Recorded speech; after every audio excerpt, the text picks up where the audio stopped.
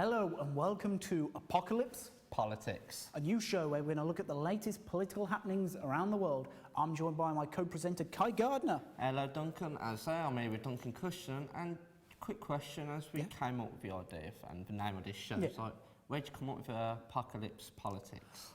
Have you seen the current geopolitical situation around the world? Yeah. There you go. Fair enough. Today's episode, we're going to talk about Brexit. Good old Brexit. Let me just give you a quick recap. Go first, make sure it is, because we're on a schedule, so. You know me, I don't babble. Okay, I'll leave you to it.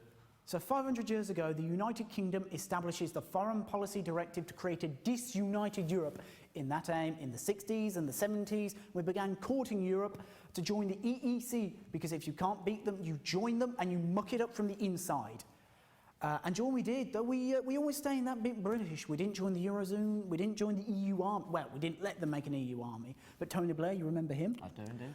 He, in his time, he allowed for complete freedom of movement of everyone. This meant when more Eastern European nations joined, more immigrants came, and therefore there was a rise of anti-EU ideology. Do you know who championed that?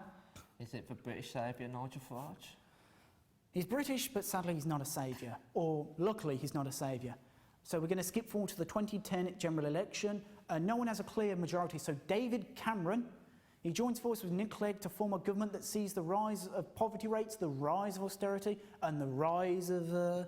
borrowing. Yeah, more so debt. Much borrowing. So come the 2015 general election, we decide the correct course of action is to get rid of the Lib Dems, to get rid of Nick Clegg for breaking his single promise about tuition fees and giving the Tories free rein for the next 5 years. Labour was predicted to win, but Ed Miliband failed to win the public's trust, and he failed to failed to eat a bacon sandwich. This left a Conservative majority in charge, which had pledges to fulfil. Can you remember some of those pledges? They said we'll have an EU referendum. Yep. And, try and gain UKIP votes. Yep. And to not increase national insurance. Very important. They said they wouldn't increase national insurance, they did. But anyway, come the 23rd of June, the UK voted on the EU matter, and we voted to leave.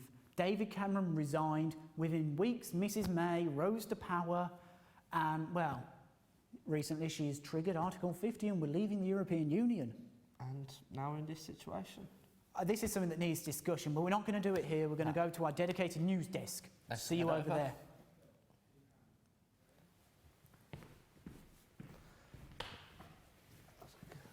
Here we are, and this is a much nicer, comfier setup. I like the other studio. I do like it, but I much prefer our desk here. Yeah, but I've got to ask you, now we're here, I've got to ask you, what are your thoughts on the whole Brexit thing? Well, I think back to when the announcement was made. I was on holiday, beautiful island of roads, sipping an Amstel right by the pool, sun on me. And I looked at my phone and just disappointment. It didn't ruin your holiday, did it? I wouldn't say it disappointed it too much because I spent a bit of money on it, but it certainly put a downer on it, especially for that day anyway. Do you know what for me put a downer on the whole referendum? Well, there was the bus. We think it was the same bus. £350 million a week? Yeah, that bus. Best forgotten, but it's always going to be remembered. Boris, I'm sorry. I'm not going to say the Leave campaign lied. I'm going to say it's a fact that they lied, as did Remain. But what really wriggles me and rustles my jimmies is this whole referendum, it happened to give the people their say, but it came about for the wrong reason. It didn't happen because we needed it. It happened to solve some infighting in the Conservative Party and to win the UKIP votes, as you mentioned before. Yes. And that's just what annoys me. I think if you're going to do it for a reason, do it for a genuine reason why we need a referendum. The last time we had a referendum, it was on the alternative voting system, which, well, you need to have a referendum if you're going to re-change how democracy works. But in the case of the EU, we had one to join, but was there really the need to have one to leave? You can argue it's a bit of a scapegoat and try and keep him in power a bit longer. Yeah, but it's just surprising to me that they did it. I mean, as we saw with the polls, like in the EU referendum, the polls had it so close, and then the Conservatives won with that clear majority.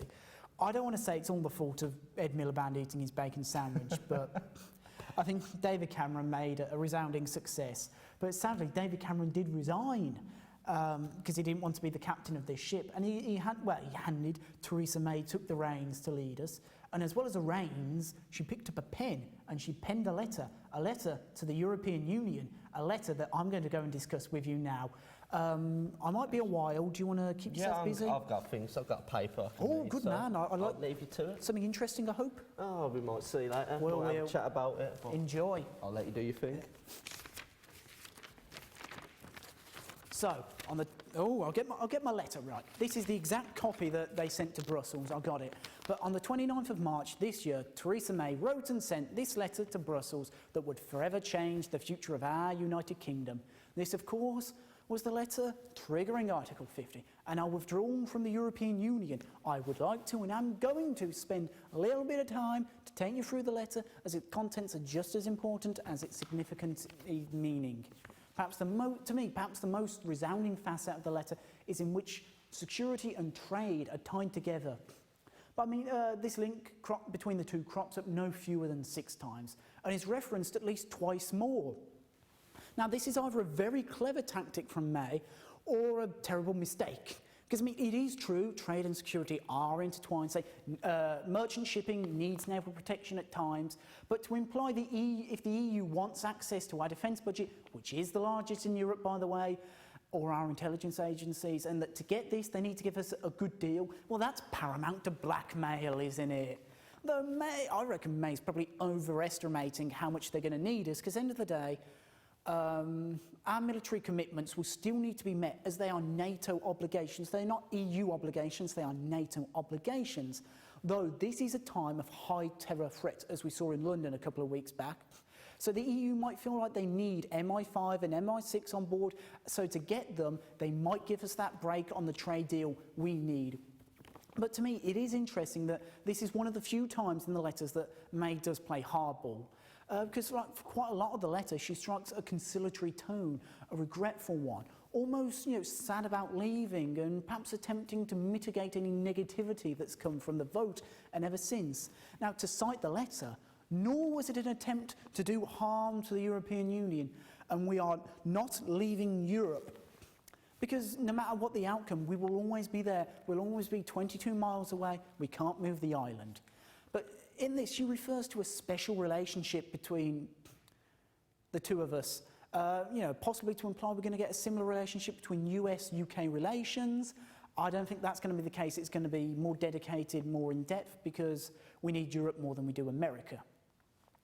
As May does refer to Europe as our continent, so, end of the day, we're still going to be standing there, we're still going to be with Europe.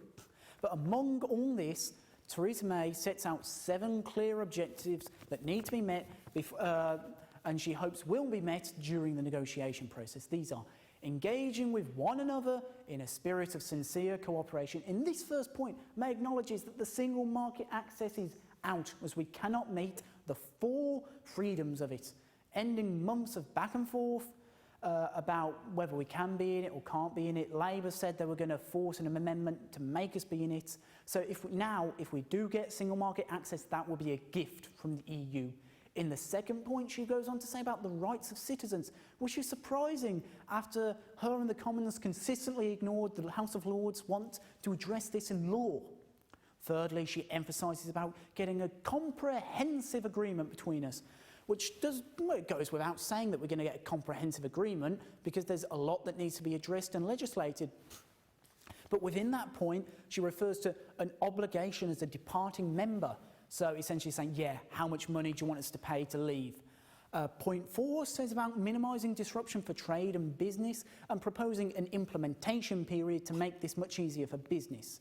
Importantly, in point 5, May makes clear the peace process in Ireland is second to none and that there needs to be a free travel area.